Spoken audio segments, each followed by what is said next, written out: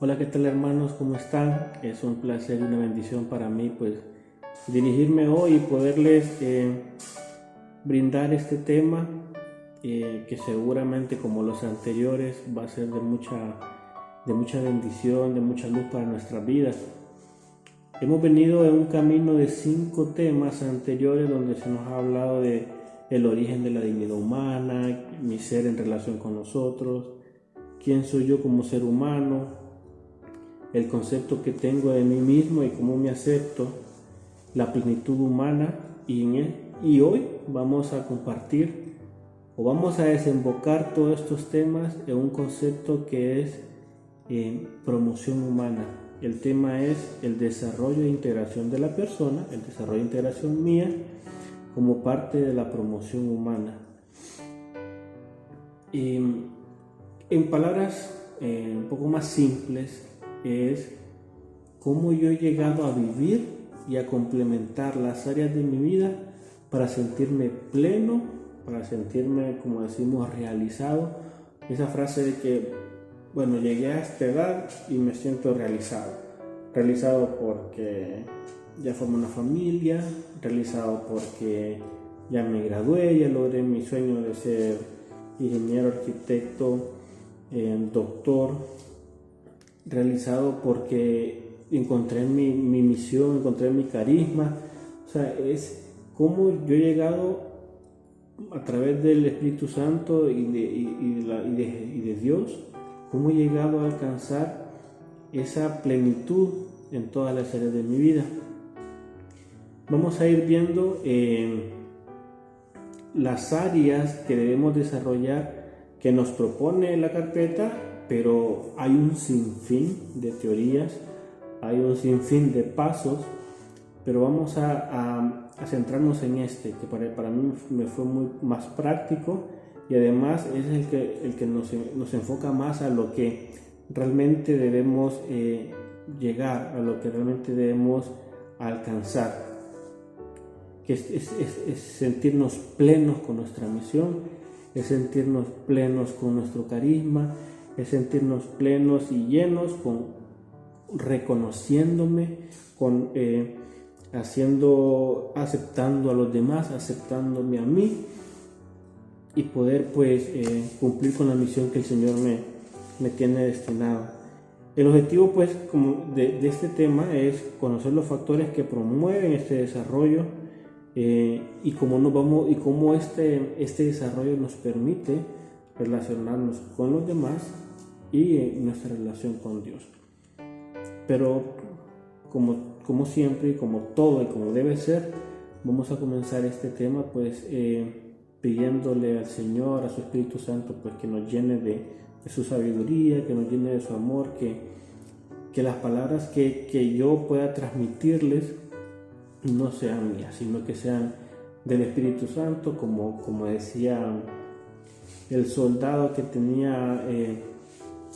que estaba esperando un milagro del Señor, le dijo: con una palabra tuya bastará para que mi soldado se sane, se salve. Así que con una palabra que yo pueda compartirles hoy la misión y que llegue a su corazón y que los haga cambiar, que los haga reflexionar o que les ayude en su vida, en lo que están pasando actualmente, pues con una sola palabra bastará para que este tema cumpla su objetivo, cumpla su cometido.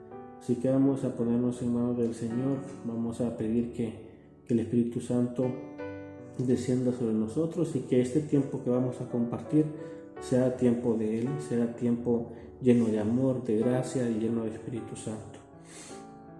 Así que les invito a que escuchemos esta canción. Adoraré,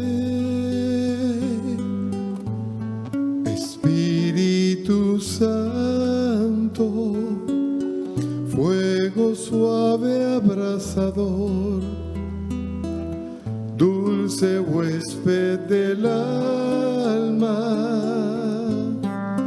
Adoraré, Espíritu Santo, fuego suave abrasador, dulce huésped del alma.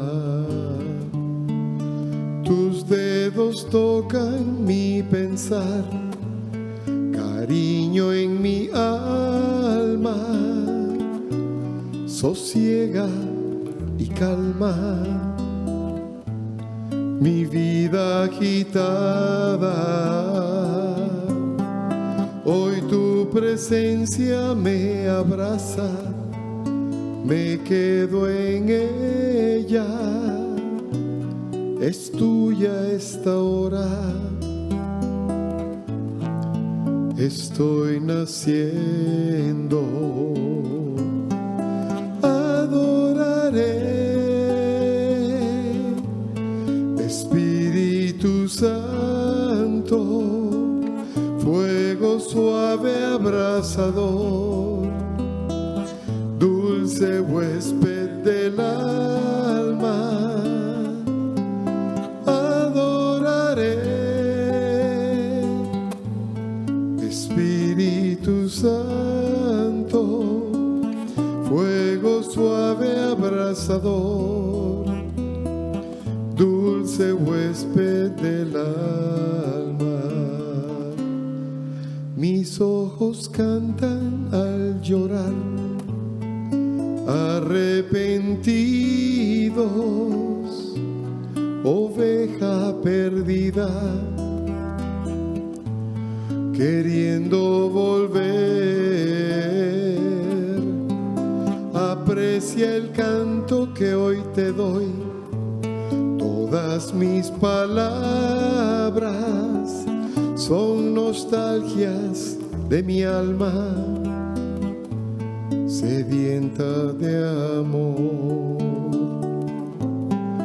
Adoraré,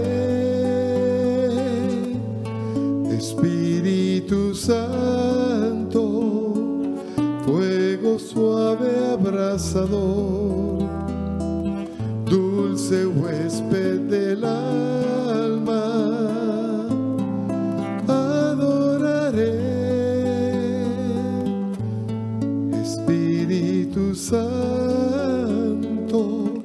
fuego suave abrasador, dulce huésped del alma.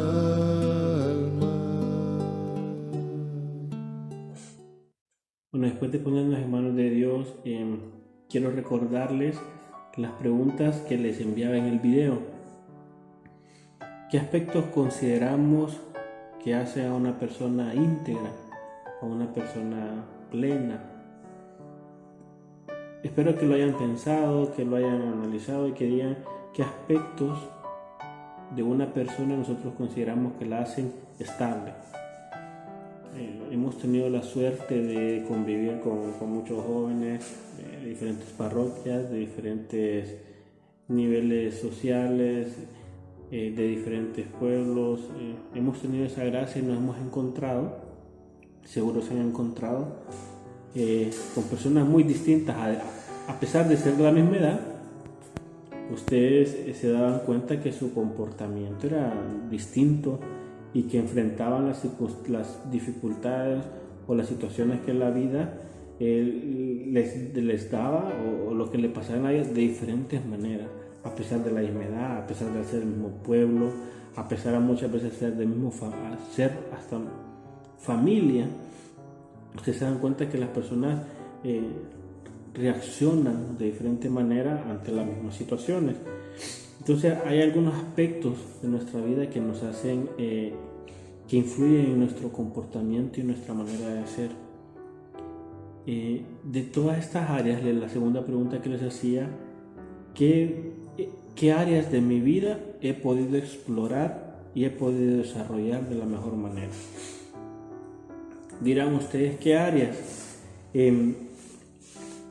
Como les decía, este es un tema que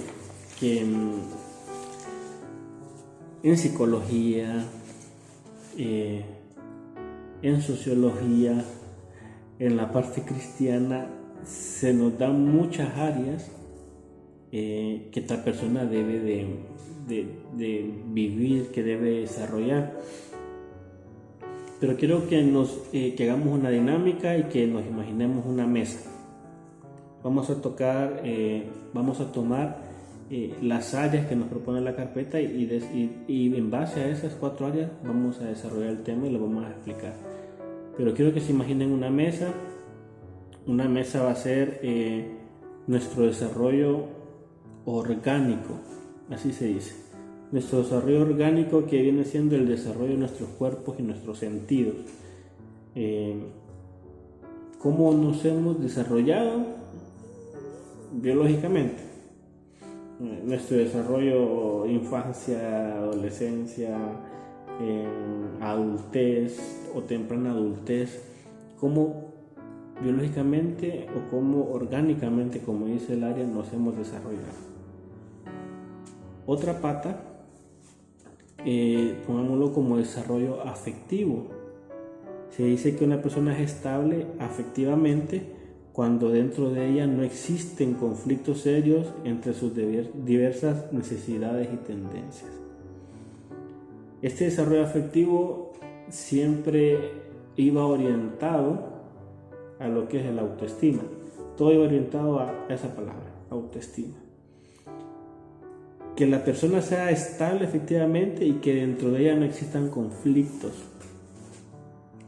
Qué complicado siento esta pata, porque que una persona sea estable en todas las situaciones de su vida, en los ataques que le den, o sea, que si recibe ataques sea estable, que su autoestima no se tambalee, en los momentos de triunfo, en los momentos donde le vaya bien, que su autoestima no se eleve y que vea a las demás personas por sobre el hombro. En los tiempos de prueba, que su vida y su autoestima no lo haga sentir menos, no lo haga sentir rechazado. O sea, eso es esa pata afectiva. Qué tan difícil es desarrollarla para mantenerla siempre estable. Esa es otra pata. La tercera pata de la mesa es desarrollo intelectual. Esto va relacionado a la capacidad de descubrir, a la capacidad de saber qué es lo bueno y lo malo, y de adquirir conocimientos que nos permitan tener un mejor criterio. Hay tanta información ahora, nos podemos llenar de información y podemos ser unas enciclopedias, pero también que ese conocimiento cómo nos lleva a enfrentarnos a la vida. O sea, hay personas que son unas enciclopedias, pero que a la hora de dirigirse a los demás lo hacen de manera hipócrita, o lo hacen con aires de grandeza. O sea, su parte afectiva, su autoestima, por todo lo que han estudiado, por todo lo que saben, como en el video ahorita, se sale de los límites. O sea, aquí ni se ven ni nos miran porque se sienten arriba de todo el mundo. O sea, ese conocimiento que llegan a adquirir los desestabiliza y no lo hacen, y la pata de la mesa queda hasta acá, y el nivel de la mesa, o sea, queda todo disparejo, porque su conocimiento, esa parte intelectual, la han adquirido muy bien y la han desarrollado muy bien, pero no se ha podido complementar con las otras. Y el desarrollo relacional, estamos hablando con la capacidad de amar auténticamente a las personas y a Dios. Está de último, no por ser menos importante. En realidad yo creo que es la pata que nos permite demostrar cómo las otras 3 patas nos hacen actuar frente al hermano, frente a Dios y conmigo mismo. Es la capacidad de amar auténticamente. Podemos ser muy buenos intelectualmente, pero si no amamos, se nos va a complicar, no vamos a ser estables. Si tenemos una autoestima baja, no, con una autoestima baja es imposible que yo llegue a amarme y amar a los demás. Entonces estas 4 áreas, que son 4 patas, deben de desarrollarse de manera igual, o por lo menos deben de complementarse de una manera correcta, para que en nuestra vida logremos ese término que es el tema de hoy, la promoción humana, que es sentirme pleno, sentirme realizado. Vamos a dejar un poquito ese tema de las 4 patas y vamos a hacerlo, y me voy a apoyar de una aplicación que usan mis hijos, y es relacionado a una orquesta. Bueno, como les mencionaba antes, quiero apoyarme de una aplicación que usan los gorditos para explicarle eso de la sintonía y no salirnos, sino usar otro ejemplo relacionado a la mesa. 4 áreas, 4 patas que deben de complementarse para que la mesa funcione como debe funcionar y cumpla su objetivo.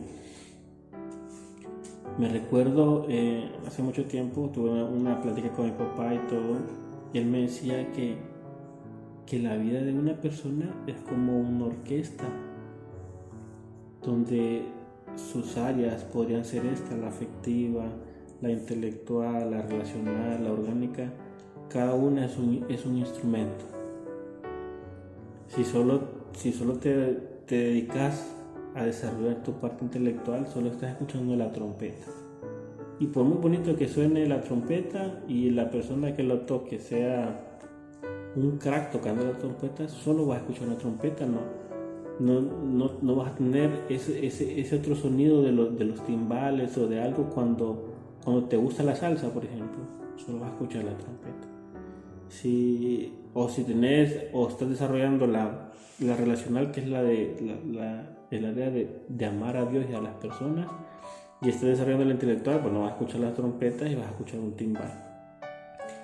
Pero no vas a tener todas las áreas de tu vida relacionadas y que te permitan crear una canción que disfrutes. Entonces me decía mi papá que sí, que tratara de desarrollar todas mis áreas, de darle tiempo a todas mis áreas para poder escuchar una canción bonita. Entonces me quiero apoyar en esta aplicación. No sé si lo ven, son unos buitos. Espero que puedan escuchar. Los buitos, cada uno de esos búhos tiene un sonido. No sé si escuchan. Si solo coloco uno, ese va a ser el sonido. Y puede ser agradable todo. Pero si toco otro, ya le voy dando sentido a la canción. Si toco uno más, que puede ser otra pata, si quito estos, la canción se vuelve aburrida, no es una canción completa. Entonces lo mismo puede pasar con nuestra vida. Solo escuchar la trompetita, o solo escuchar el timbal, o solo escuchar otro instrumento, un violín o algo, por muy bonito que sea ese sonido, no estamos complementando con los demás instrumentos que nos permite crear una canción linda. En nuestra vida, si solo estamos dedicados a lo intelectual, o solo a amarme, a lo afectivo, dejando mis conocimientos, dejando mi carrera, dejando mi pensamiento, mis metas de superación, por un lado no estamos siendo o logrando esa plenitud, esa realización humana que nos permita sentirnos plenos en todas nuestras áreas. Por eso es importante, imaginémonos la mesa, imaginémonos la orquesta, para que podamos entender este tema, cómo es importante cada una de las áreas para lograr esa plenitud. Seguramente cuando llevaron sociología o llevaron psicología o algunas de esas clases en la universidad, escucharon hablar de Abraham Maslow, la pirámide de Maslow, que él también menciona unas áreas para sentirse pleno, para tener una vida plena. Se la voy a recordar, no para que lo tomemos en cuenta, pero para que sí tengan otra referencia a otras áreas de realización. La pirámide de Maslow, su base, según Abraham, era la fisiología, que era la respiración, la alimentación, el descanso, esa parte orgánica, podríamos decirlo, esa parte de autosustento. La siguiente parte de la pirámide es la parte de seguridad física, seguridad de empleo, de recursos, la seguridad moral, la seguridad familiar, de salud. Ese era su segundo piso. El tercero es la afiliación, cómo nos relacionamos, cómo tenemos amistad, cómo tenemos afecto. Y el cuarto es el reconocimiento, que es cómo me autorreconozco yo, la confianza, el respeto, todos los éxitos que tenga.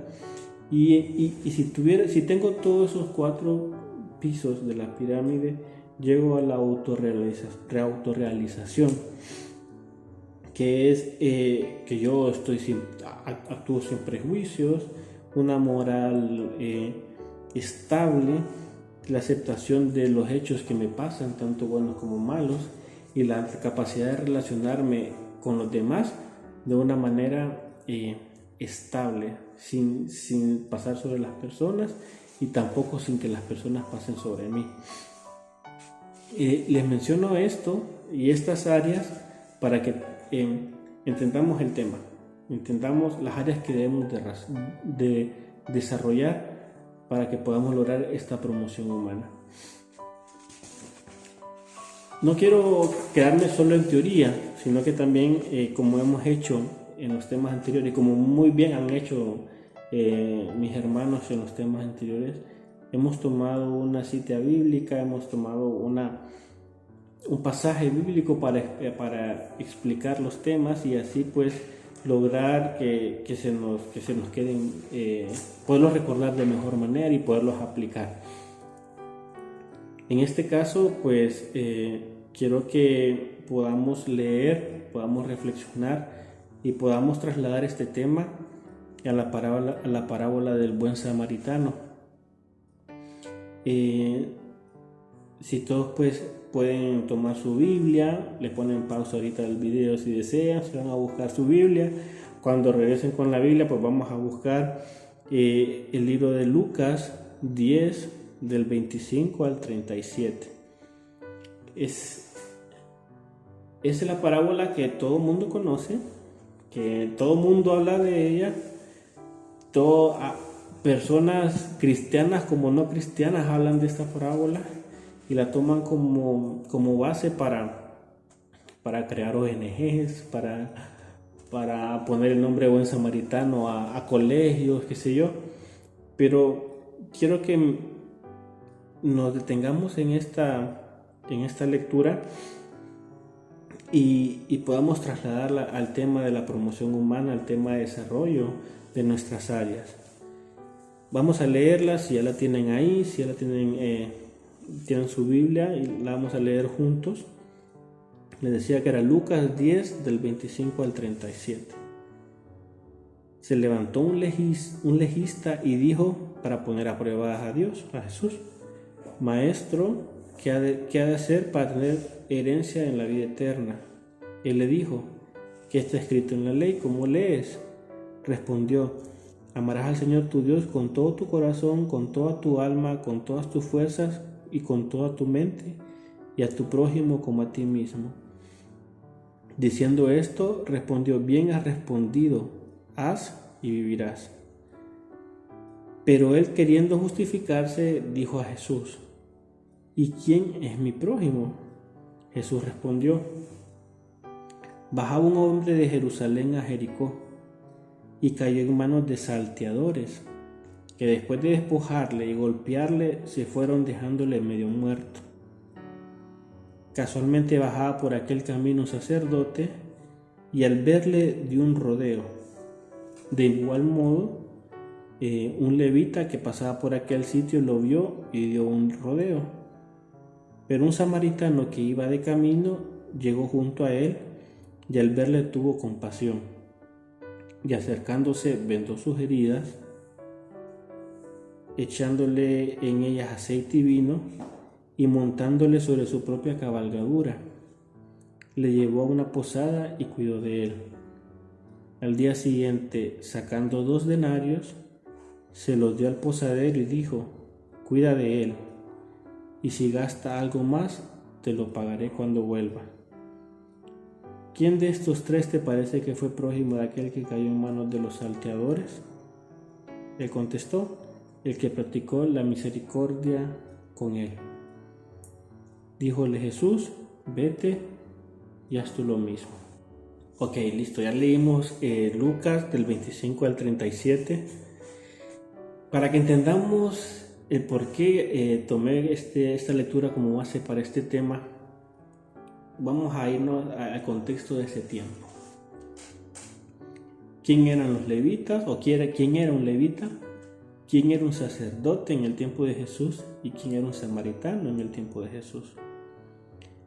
Voy a leer la definición de los 3, o qué es lo que ellos hacían en el tiempo de Jesús, para que entendamos quiénes eran, cuál era su fuerte, cuál era el área que ellos más desarrollaron, y por qué Jesús los pone como ejemplo en esta parábola.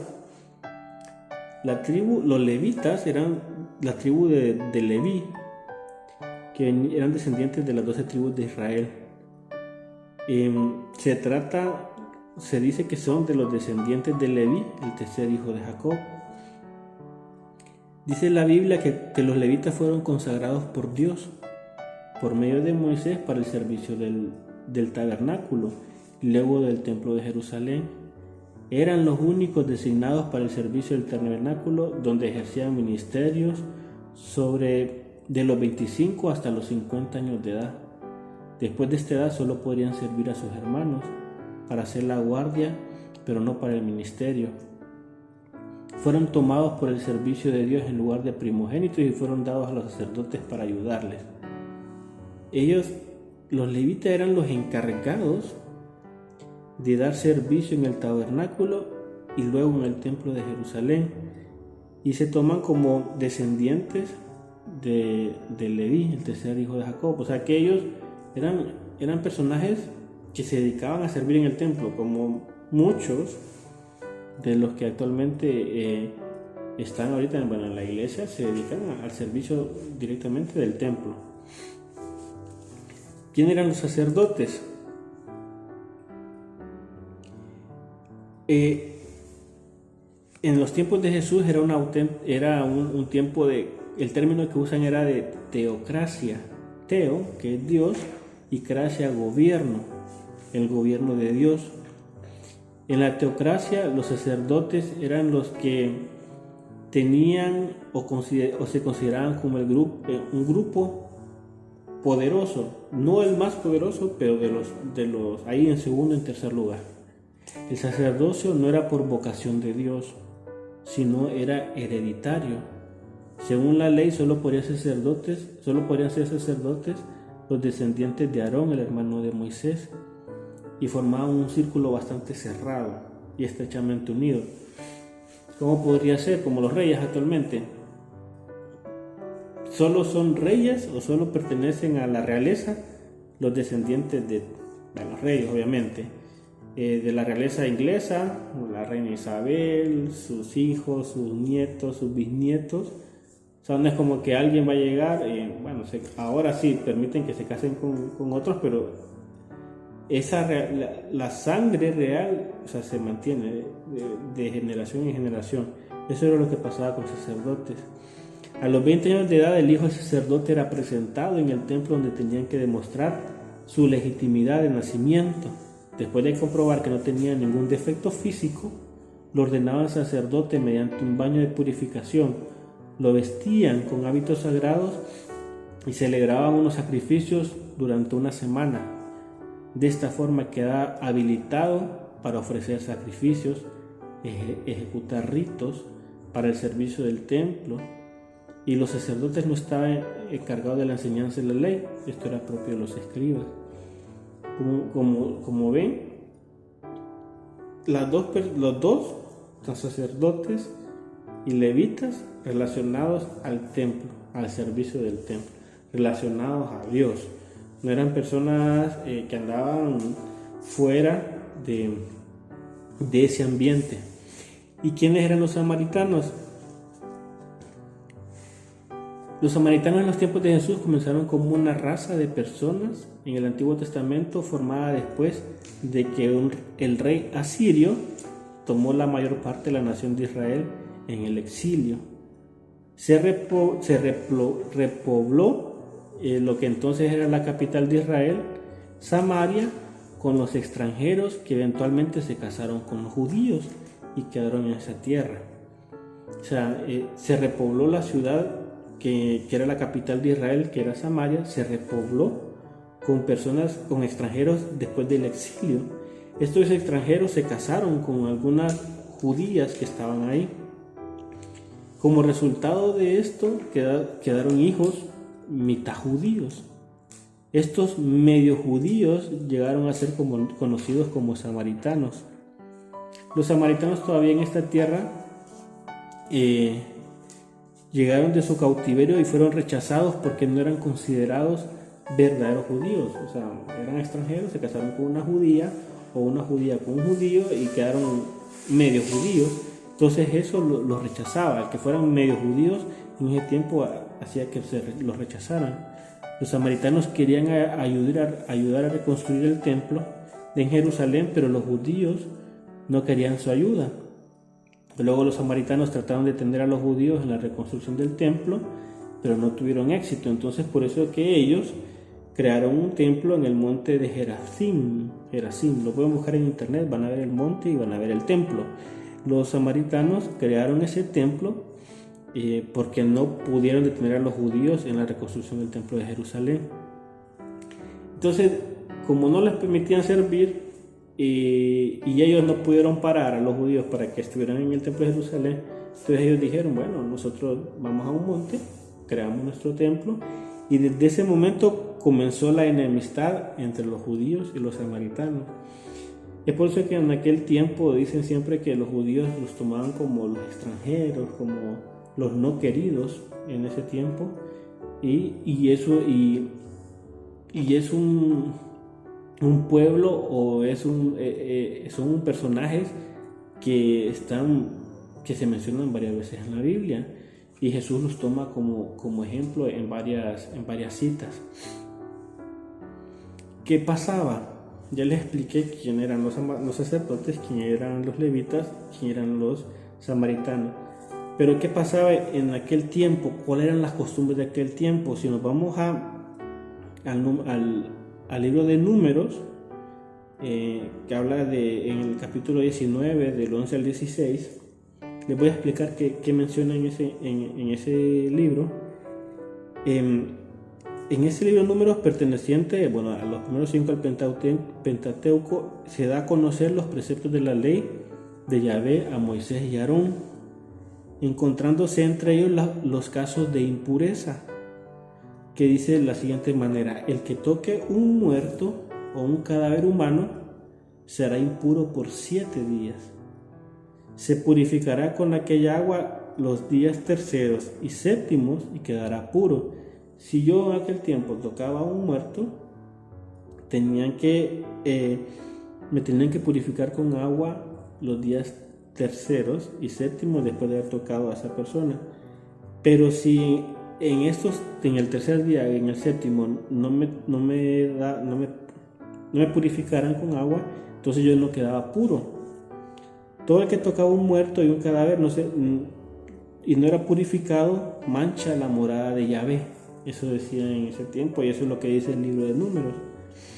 Ese individuo será excluido de Israel porque las aguas limpias no han corrido sobre él. Es impuro y su impureza sigue sobre él. Eso dice el libro de Números. Y esa era la tradición que traían. Entonces, Jesús menciona ese camino de Jerusalén a Jericó, y esa zona durante ese tiempo era una zona bastante peligrosa. Se relata que la carretera que hubo en esos dos puntos era una distancia aproximada de 26 kilómetros y que se extiende del oeste al este del desierto de Judea. Estas personas se menciona que ese era bastante transitado. Ese paso era bastante transitado, a pesar de ser peligroso, era bastante transitado. Entonces, por eso es que Jesús pone ese paso como muestra de que lo asaltaron, de que lo golpearon, porque era bastante frecuente que pasara eso ahí. Pero vamos a ver entonces qué fue lo que hizo que el samaritano actuara de manera distinta a los dos otros personajes.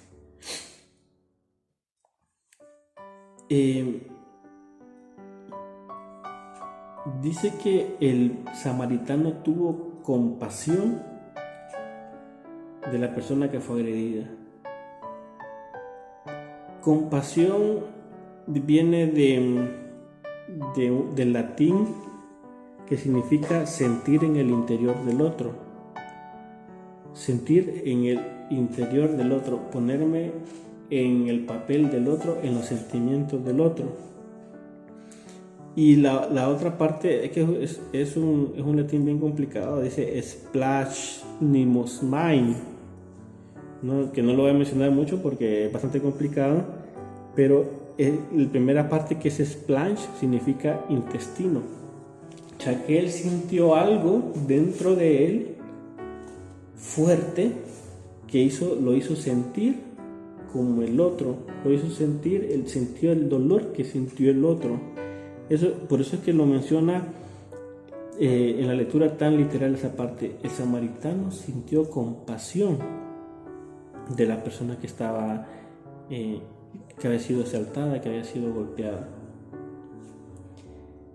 Si nos vamos a los personajes, el levita, servidor del templo de Jerusalén, que viene descendiente del tiempo de Jacob, sacerdotes descendientes de otros sacerdotes que también servían, que hacían ritos. O sea, uno puede imaginarse que estas personas, tanto los levitas como los sacerdotes, tenían mucho conocimiento, se dedicaban a servir al Señor,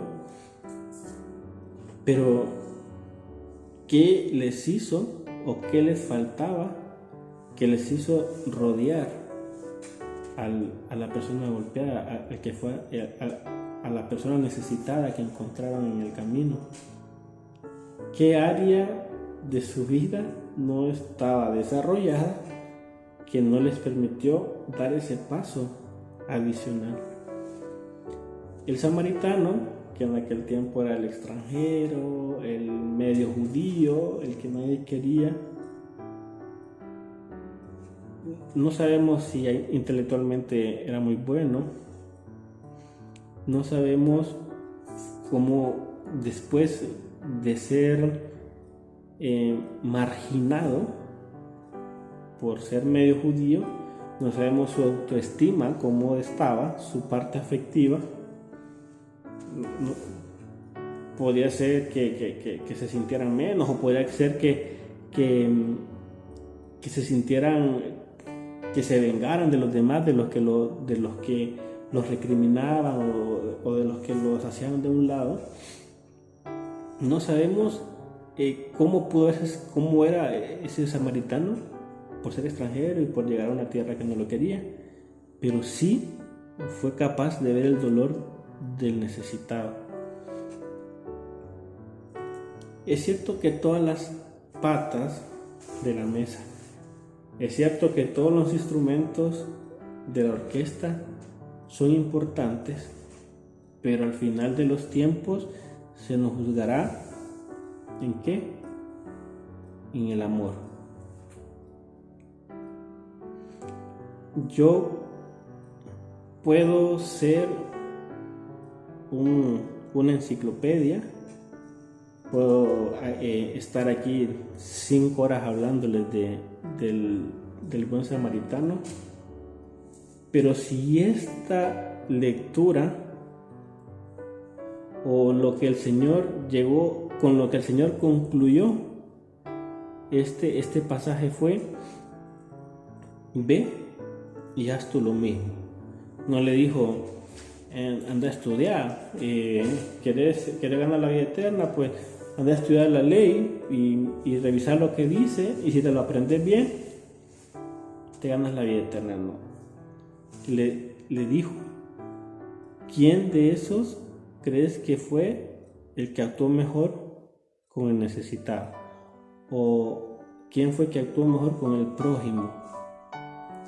¿Qué dice? El que se detuvo, el que practicó la misericordia con él. Es verdad que todas las patas o los instrumentos de la orquesta son importantes, es verdad, pero ¿qué diferenció al samaritano de los demás? Posiblemente los 3 hayan estudiado, los 3 tengan su área afectiva desarrollada, pero su capacidad de amar a Dios y de amar a los demás, ahí fue la diferencia. Muchos sintieron, puede ser que el sacerdote haya dicho, lo vio y sintió compasión también. Puede ser que el levita pasó y dijo: ay, pobrecito, está mal. Puede ser que nosotros ahora en la actualidad digamos: pobrecito, lo que está pasando, sintamos dolor, sintamos compasión. Pero el samaritano estaba igual a los otros, pero ¿cuál fue su graduación? ¿Cuál fue su culmen? Fue que o se olvidó de él, se olvidó de lo que él era, y se dio y se entregó y dio ese paso que a los demás les hacía falta dar. Esa pata de amor a los demás y esa pata de amar a Dios fue la que hizo la diferencia ahí. Nosotros, ¿cuál es nuestra capacidad de amar? ¿Cuál es nuestro nivel de amor? ¿Cuál de esas patas es a la que más le estamos dando importancia? Si vemos al necesitado, damos ese paso adelante como el que hizo el samaritano. La promoción humana es esa graduación de todas nuestras áreas, el sentirme pleno, el sentirme realizado, el dar ese paso de más, como lo menciona el samaritano. Podemos ser nosotros, hermanos de comunidad, gracias al Señor, todos estamos ya graduados, Franklito ya está por terminar, en nuestras áreas consideramos que las estamos desarrollando de buena manera, pero ¿quién ama más? ¿Quién ha dado ese paso mayor hacia el necesitado? Pues no nos podemos quedar solo en el tema de sentir esa compasión, ver al necesitado y quedarnos ahí.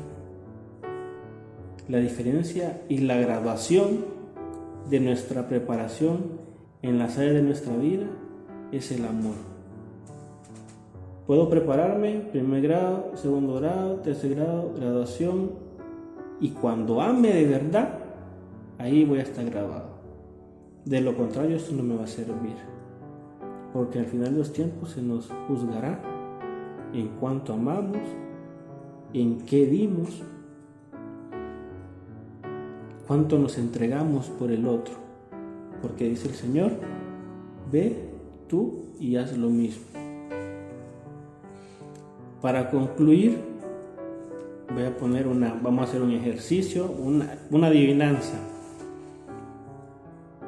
Si yo les menciono estas características de esta persona, vamos a ver si identifican quién es.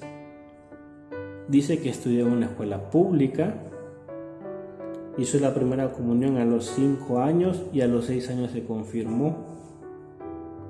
Era soprano, cantaba muy bien y era directora de la escuela de coro. Era directora del coro de la escuela. A los 18 años entró a una orden religiosa y era muy buena hablando idiomas. O sea, hablaba 5 idiomas. Estamos hablando de su parte intelectual, de su parte cristiana, afectiva y todo, pero les doy 5 segundos para que me digan o para que identifiquen quién era esta persona. 5 segundos. 5, 4, 3, 2, 1. No saben cuál es. Con estas características no identificaron quién es. Pero si les digo amar hasta que duela, ¿identifican quién es?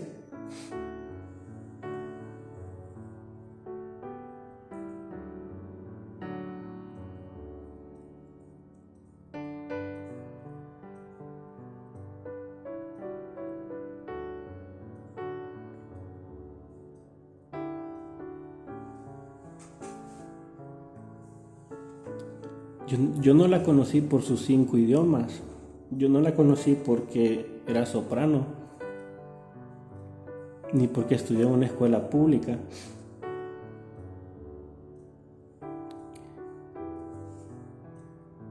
Sobresalió y se hizo santa por su capacidad de amar.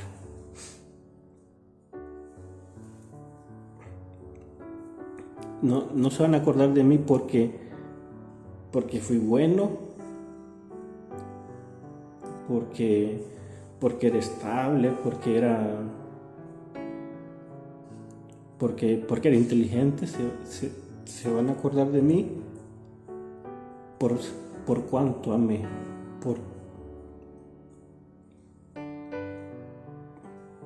por cuánto amé, con cuánto amé a mis hermanos, lo que hice por los demás y por cuánto amé a Jesús.